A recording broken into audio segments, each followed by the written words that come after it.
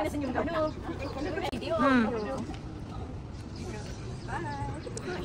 Yang berbahagia Tuan Zahar bin Zainal. Goncang-goncang nanti orang kata tak ada. Jangan ambil nombor awal nanti tak dapat. Okey, kita goncang sekuat yang teacher boleh. Okey. Campur. Tahun lepas kita buat 5 cikgu. Jumlahnya 200. 200. Ayo.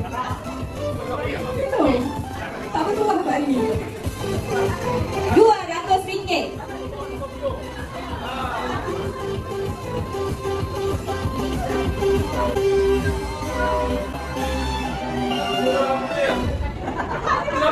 RM1073. Cuba tengok Zat. 1073. Yeay, Alhamdulillah. Bismillahirrahmanirrahim. YYDP kita akan cabut. Dah cabut dah pun. Teacher akan sebut. Aduh, geletar.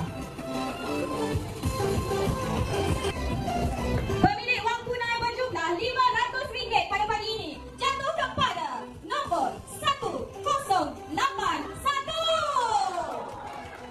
Dan kita berjumpa lagi di mesyuarat agung hari di kantin. Boleh ambil nak makan di sana boleh.